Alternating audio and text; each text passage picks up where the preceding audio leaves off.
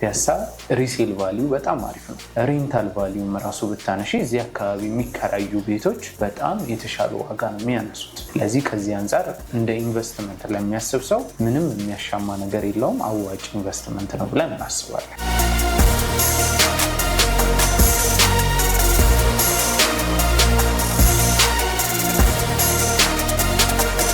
ከዚህ በፊት እንግዲህ ባለ አንድ መኝታ ነበሩ። ባለ አንድ መኝታዎችን ያው በ2 ሳምንት ጊዜ ውስጥ ነው ሸጠን የጨረስነው ማለት ነው። አሁን ላይ የሚቀሩን ባለ 2 እና ባለ 3 ነው። ባለ 2 ላይ 80 እና 95 ካሬዎች አሉ።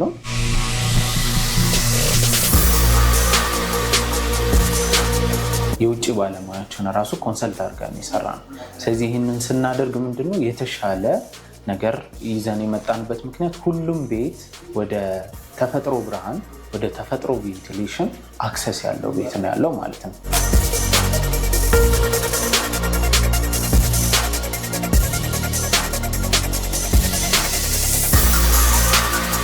የመዋኛ ገንዳ እንዲሁም ደግሞ የልጆች መጫወቻ ቦታ አዘጋጅተናል። እንደ ፉትሳል ኤሪያ ማለት ነው። ባስኬትቦልም እግር ኳስም መጫወት የሚችሉባቸው ቦታዎች ማለት ነው። እንደዚህ መዋኛ ገንዳም ደግሞ ተጨማሪ ይኖራል ማለት ነው። ራሳቸውን ለወላጆች ደግሞ ስፓ ሰርቪስ፣ ጂም የሚያገኙበት ቦታ አላቸው ማለት ነው።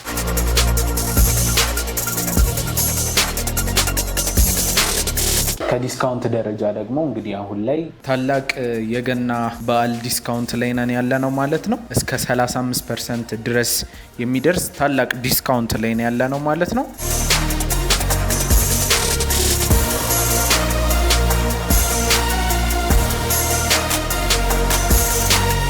ሰላም ውድ የማዕዘን ሊስቲንግ ቤተሰቦቻችን፣ ዛሬ በመሀል ፒያሳ ላይ ባለ 2 መኝታ ቤቶችን በ5.1 ሚሊዮን ብር አጠቃላይ ክፍያ እየሸጠ ያለ የሪል ስቴት ካምፓኒ ላይ እንገኛለን። እስኪ ውስጥ ያሉትን ዲቴይል የሆኑ ኢንፎርሜሽኖችን አብረን እንጠይቅ። ሰላም ሚኪያስ፣ እንደምን አለ?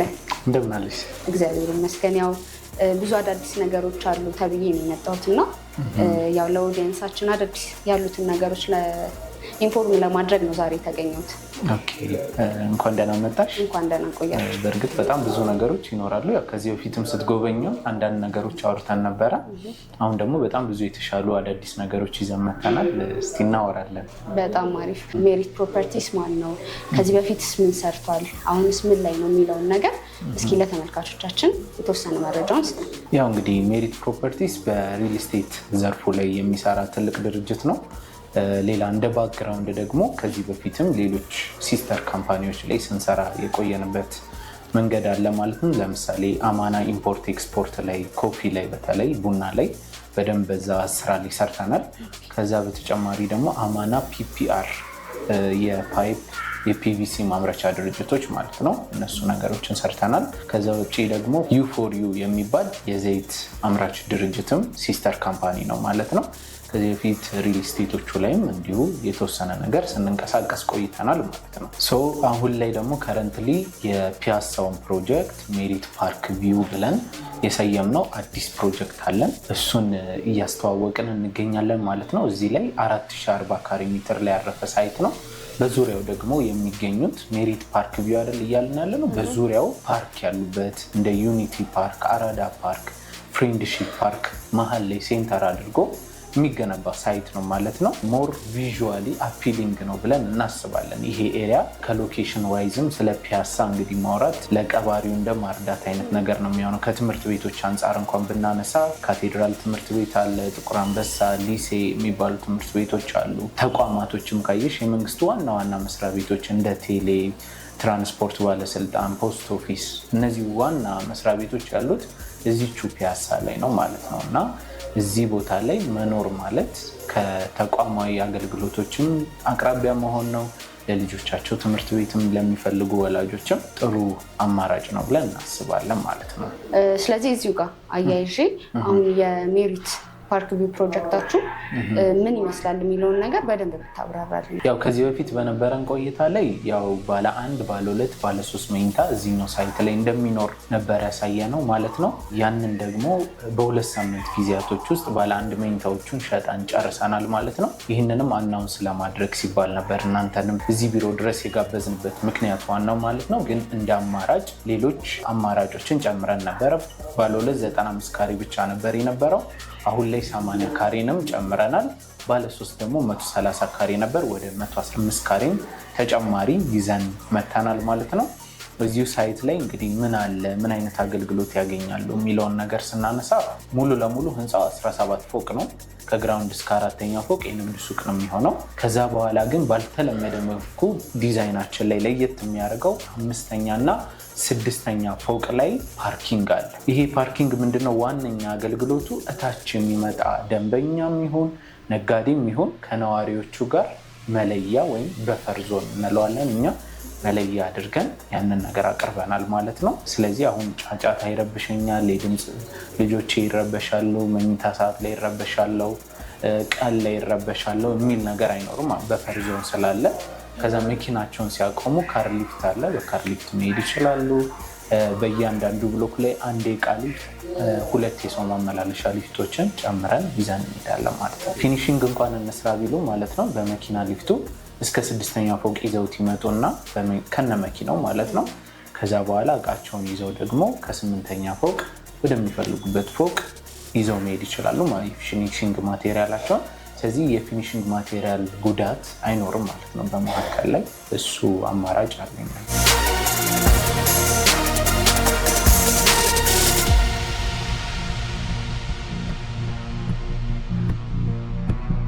እዚህ ጋር አያይዤ ለመጠየቅ ያህል እንደነገርከኝ ከሆነ ሚክስድ ዩዝድ ቢልዲንግ ነው እየገነባችሁ ያላችሁት እና ለምሳሌ ሊገበያይ የመጣ ሰው ከላይ የሚኖረውን ሰው ጋር መረባበሽ እንዳይኖር፣ የተወሰነ ክራውድድ እንዳይሆን ከመግቢያ በሮች ጀምሮ ከሊፍቶች ጋር እነዛ የተገናኙ ነገሮች ላይ ምን አይነት ነገሮችን ኮንሲደር አድርጋችሁ ነው እየሰራችሁ ያላችሁት? በጣም ጥሩ ጥያቄ አነሳሽ። በመጀመሪያ የሱቁን ስታይልም ልንገርሽ እስቲ።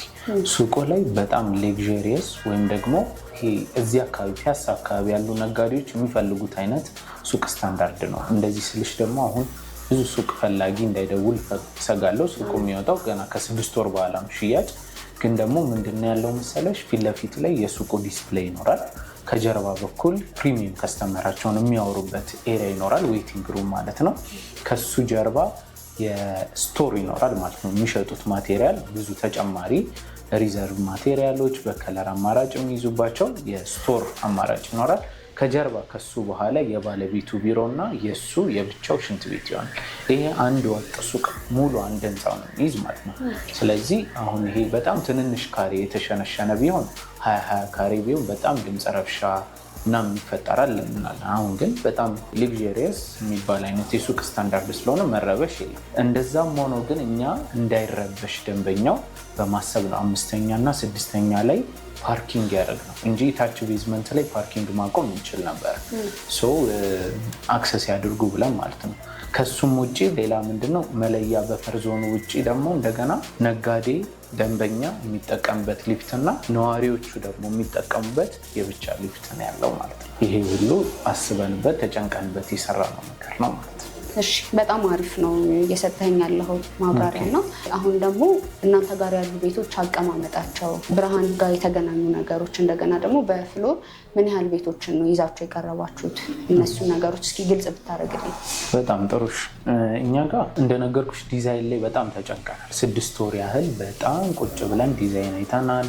ብዙ አርኪቴክቸራል ባለሙያዎችን ኢቭን የውጭ ባለሙያዎችን ራሱ ኮንሰልት አድርገን የሚሰራ ነው።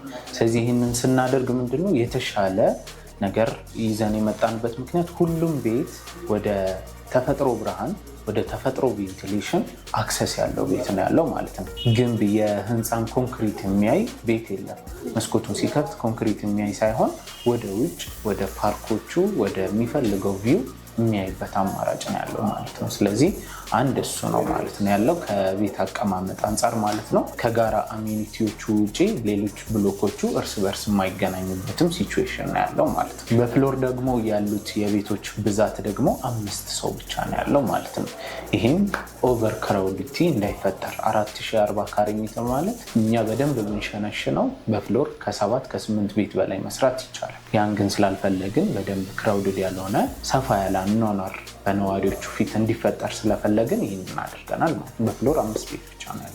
ሜሪትን እንደ አንድ ኢንቨስትመንት አማራጭ ለሚያዩ ደንበኞች አንተ ምን ትመክራለህ? ኦኬ፣ በጣም ጥሩ። እንግዲህ ያው እኛ ጋር ለኢንቨስትመንትም ለኑሮም እንዲመች ተደርጎ ነው የተሰራው የኛ አሰራር ማለት ነው። እንደ ኢንቨስትመንት ካሰቡት ቀስ እያሉ በፕሮግረስ የሚከፍሉት አከፋፈል ነው ያለው። ያው ሪል ስቴት ላይ የተለመደ አከፋፈል መንገዶች አሉ። 3 አይነት አሉ። አንደኛው ታይም ቤዝድ ነው፣ ጊዜ መሰረት ያደረገ በየ3 ወሩ ክፈሉ ከተባሉ እኛ ግንባታም ሄድንም አልሄድንም ውል በዛ ስለፈረሙ ብቻ ይሄዳሉ። ይህን እኛ አክሴፕት አናርገው።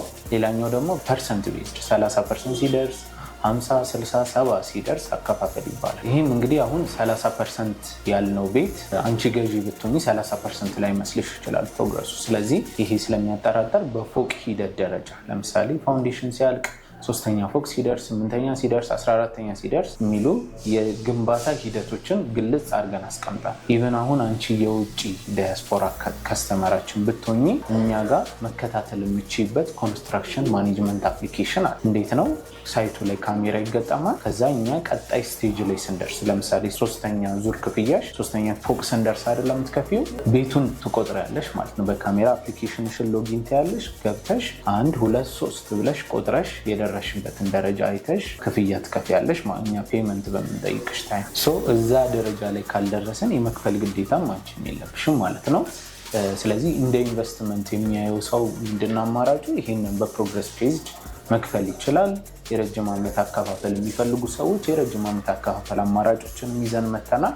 በዚህ ለኢንቨስትመንት ዋይዝ አሪፍ ነው ብለን እናስባለን። ይሄ ሁሉ እንግዲህ ከአከፋፈል ዋይዝ ነው ያነሳውልሽ። ከኢንቨስትመንት አንጻር ደግሞ ካየሽው ያው የሰፈሩ ቫሊዩ አንቺ ትረጂዋለሽ ብዬ አስባለሁ። ፒያሳ በየጊዜው ቫሊዩ አፕሪሺየት የሚያደርግበት ኤሪያ ነው ያለ ነው ማለት ነው። አሁን ለምሳሌ ብዙ ቦታ ላይ በርካሽ ቦታ ልገዢ ትችያለሽ። መልሰሽ ልሽጠው ስትይ ግን የምታገኘው አፕሪሺዬሽን ቫሊዩ በጣም ትንሽ ነው። የፒያሳ ግን ካለበት ተቋማዊ ዙሪያ አንጻር፣ ከእምነት ተቋም ቅርብ መሆኑ አንጻር፣ ከትምህርት ቤቶች ቅርብ መሆኑ አንጻር፣ የተለያዩ ፋሲሊቲዎችን ከማግኘት አንጻር ፒያሳ ሪሴል ቫሊዩ በጣም አሪፍ ነው። ሬንታል ቫሊዩም ራሱ ብታነሺ እዚህ አካባቢ የሚከራዩ ቤቶች በጣም የተሻለ ዋጋ ነው የሚያነሱት። ስለዚህ ከዚህ አንጻር እንደ ኢንቨስትመንት ለሚያስብ ሰው ምንም የሚያሻማ ነገር የለውም፣ አዋጭ ኢንቨስትመንት ነው ብለን እናስባለን።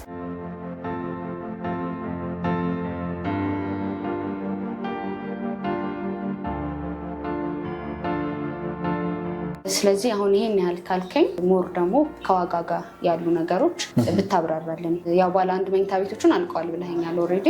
ስለዚህ የቀሩትን ባለ 2 እና ባለ 3 መኝታ ቤቶች አከፋፈላቸው እንዴት ነው? ምን አይነት ተጨማሪ ዲስካውንቶች ምናልባት ካሉ እነሱን ምን አይነት ዲስካውንቶች አዘጋጅታችኋል የሚለውን አብረህ አያይዘህ ብትነግረኝ። ከዚህ በፊት እንግዲህ ባለ 1 መኝታ ነበሩ። ባለ 1 መኝታዎችን ያው በ2 ሳምንት ጊዜ ውስጥ ነው ሸጠን የጨረስነው ማለት ነው። አሁን ላይ የሚቀሩን ባለ 2 እና ባለ 3 ነው። ባለ 2 ላይ 80 እና 95 ካሬዎች አሉ። 80 ካሬው 8.7 ሚሊዮን ብር ነው። 115 ካሬ ባለ 3 መኝታው ደግሞ 10.3 ነው። 130 ደግሞ 11.7 ማለት ነው። ከዛ ደግሞ እንደመረጡት ብሎክ አንጻር ደግሞ የሚለያዩ ዋጋዎች ይኖራሉ ማለት ነው። እኛ ጋር ለየት የሚያደርገው ደግሞ ኤሪያው ፓርክ ቪው ነው አላልኩሽም? ሜሪት ፓርክ ቪው ስያሜ ስለሆነ ወደ ፓርክ የሚያዩ ቤቶች ደግሞ ሞር ቫሉዌብል ናቸው እኛ ጋር። ስለዚህ ከፍ ሲልና ወደ ፓርክ ፌስ ያደረጉ ቤቶች ሞር የተሻለ ደግሞ ዋጋ አላቸው። አሁን የነገርኳችሁ ሚኒመም ፕራይሱን ነው ማለት ነው። ሌላ ደግሞ ለየት የሚያደርገው ደግሞ አከፋፈላችን ቅድም እንደነገርኩሽ በፕሮግረስ ነው። 10% ያለ ይሄዳል። ታላቅ የገና በዓል ዲስካውንት ላይ ነን ያለ ነው ማለት ነው። እስከ 35% ድረስ የሚደርስ ታላቅ ዲስካውንት ላይ ነን ያለ ነው ማለት ነው። ይህ ዲስካውንት ደግሞ ረጅም ጊዜ አይቆይም። ለ15 ተከታታይ ቀናት እንዲሁም ደግሞ ለ15 ደንበኞች ብቻ የወጣ ልዩ ቅናሽ አገልግሎት ነው ማለት ነው። ስለዚህ ዋጋ ላይ እንግዲህ ባለ 2 መኝታው የሚሆነው ትንሹ 8,400,000 ብር ይሆናል ማለት ነው። 840,000 ብር ቅድመ ክፍያ ይሆናል ማለት ነው። ነገር ግን ምናልባት አንድ ደንበኛ ውል ሲዋዋል በአንድ ጊዜ 65% መክፈል የሚችል ከሆነ ያ ማለት 5.4 ሚሊዮን ብር መክፈል የሚችል ከሆነ ቀሪውን 3 ሚሊዮን ብር ኦፍ እናደርግለታለን ወይም ደግሞ ሙሉ ለሙሉ ቅናሽ ይሆናል ማለት ነው። ይሄ ውል ሲዋዋለው 5.4 ለሚከፍሉ ደንበኞች ነው ማለት ነው። ለባለ 3 መኝታው ደግሞ 12 ሚሊዮን ብር ሙሉ ክፍያ ይሆናል። ቅድመ ክፍያ 1.2 ሚሊዮን ብር ጀምሮ ቤት መዋዋል ይቻላል ማለት ነው። የ65-35%ቱን የቅናሽ ፓኬጅ የሚጠቀም ደንበኛ ካለ ያ ማለት 7.8 ሚሊዮን ብር ውል ሲዋዋል መክፈል የሚችል ደንበኛ ካለ ቀሪውን 4.2 ሚሊዮን ብር ኦፍ እናደርጋለን ማለት ነው። ይሄ ነው እንግዲህ ታላቁ የገና በዓል ዲስካውንታችን ይህን ይመስላል ማለት ነው። በጣም አሪፍ መረጃ ነው እየሰጠህን ያለኸው። ፋይናላይዝ ለማድረግ ያህል አሁን እዚህ ኮምፓውንድ ላይ መኖሪያ ቤታቸውን የሚገዙ ወላጆች ለልጆቻቸው በተለየ ምን አይነት አሚኒቲዎችን ማግኘት ይችላሉ የሚለውንም አብረን ብታያይዘልን። ኦኬ፣ ያው እንደነገርኩሽ በዲዛይን ዋይዝ እና ይሄ ፋሲሊቲ በማቅረብ ደረጃ በጣም የተጨነቅ ነው ረጅም ጊዜያቶችን ያህል ማለት ነው። እና ይህንንም ስናነሳ ምንድነው ኢንዶር የሆነ የመዋኛ ገንዳ እንዲሁም ደግሞ የልጆች መጫወቻ ቦታ አዘጋጅተናል። እንደ ፉትሳል ኤሪያ ማለት ነው። ባስኬትቦልም እግር ኳስም መጫወት የሚችሉባቸው ቦታዎች ማለት ነው። እንደዚህ መዋኛ ገንዳም ደግሞ ተጨማሪ ይኖራል ማለት ነው። ራሳቸውን ለወላጆች ደግሞ ስፓ ሰርቪስ፣ ጂም የሚያገኙበት ቦታ አላቸው ማለት ነው። ጂሙን እንደውም ለ1 ዓመት እኛ ህንፃ ማስተዳደሩን እስከያዝንበት ድረስ በነፃ ነው የሚያገኙት። ሌላውን ከ1 ዓመት በኋላ ግን በሰብስክሪፕሽን ይሆናል ማለት ነው፣ በክፍያ ይሆናል ማለት ነው። ሌላ ደግሞ አካባቢው በፓርክ የተከበበ አይደለም። ልጆቻቸውን ወጣ አድርገው ቅዳሜና እሁድ እዛች ፓርክ ላይ መዝናናት እንዲችሉ መጫወት የሚፈልጉትን ጨዋታ አጫውተው ወደ ቤታቸው መመለስ ይችላሉ። ወኪንግ ዲስታንስ ነው ፓርኮቹ ያሉት። ለምሳሌ አራዳ ፓርክ ብታየው 1 አስፋልት ተሻግረሽ ወደ ፓርክ ነው የምትገቢ። እንዲች ዞር እንዳልሽ ደግሞ 3 ደቂቃ መንገድ እንደሄድሽ ፍሬንድሺፕ ፓርክ ነው የምታገኙ። 5 ደቂቃ ደግሞ የእግር መንገድ ከሄድሽ ዩኒቲ ፓርክ ነው የምታገኙ ማለት ነው። ስለዚህ እነዚህ ሁሉ አድቫንቴጆች አሉ ማለት ነው ለወላጆች።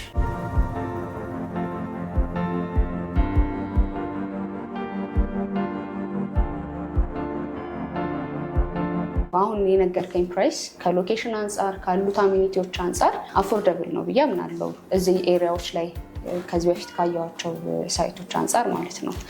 ይሄ ፕራይስ ቀጣይነት አለው ወይስ የታይም ገደብ አለው? እሱንም ነገሮች ታብራራል። ያነሳሽው ሀሳብ በጣም ልክ ነው እና እዚህ አካባቢ እንግዲህ እኛም ሪሰርቾችን ሰርተናል። ዋናነት የገዢዎች ጥያቄ የነበረው የዴሊቨሪ እና ፕራይስ ጉዳይ ነው፣ የብዙ ደንበኞች ጥያቄ ማለት ነው። ስለዚህ እነዚህን ነገሮች አጣጥመን ከኳሊቲ ፕራይስም ሳይጎዳቸው እንዲሁም ደግሞ ዴሊቨሪ ታይሙንም የጠበቀ እንዲሆን ከማድረግ የተነሳ ዋነኛ ዓላማችን እሱ ሆኖ ነው የተነሳንበት ምክንያት ማለት ነው። አሁን ላይ የማስታወቂያ ዋጋ ነው አሁን የነገርኩሽ ዋጋ በጣም ሊስት የሚባለውን ፕሮፊት ይዘን በጣም አነስተኛ ትርፍ ይዘን ነው የነገርኩሽ ያለውት ዋጋ። ከዚህ በኋላ ግን የሚሆነው ኤግዛክትሊ ቦታውን የሚመጥን ዋጋ እንቀይራለን። ስፔሻሊ በጣም አነስተኛ ጊዜ በኋላ አሁን ላስት ወር ላይ ነው ያለነው በዚህ ዋጋ የምንሸጥበት ማለት ነው። ስለዚህ አሁን ለ10 ደንበኞች ይህንን አይነት ዲስካውንት ይዘን እንቀጥላለን ማለት በዚህ ዋጋ እንሄዳለን ማለት ነው። አሁን ላይ ይሄ ፕራይስ ቀድሞ ለመጡ 10 ደንበኞች የወጣ ፕራይስ ነው ብለኸኛል እና አሁን የዚህ እድል ተጠቃሚ መሆን የሚፈልጉ የቻናላችን ተከታታዮች በምንድን ነው እናንተን ማግኘት የሚችሉት? የእድሉ ተጠቃሚ መሆን የሚችሉበትን አማራጭ ብትነግረኝ። ኦኬ፣ ያው አድራሻችን ፒያሳ ነው ያለው፣ ግን ያው ኮንቪኒየንት ለመሆን ያክል እዚሁ ቪዲዮ ላይ ታች ላይ ስልካችን እናስቀምጣለን። በዛ ኮንታክት ያድርጉን፣ እየተደዋወለ መረጃ መስጠት እንችላለን። ቢሮም ጋብዘናቸው ያለውን ነገር መረዳት ይችላሉ ማለት ነው። በተቀመጡት ስልኮች የድርጅቱ ስልኮች ናቸው፣ መጥተው ማናገር ይችላል። በጣም አመሰግናለሁ። እኔም በጣም አመሰግናለሁ።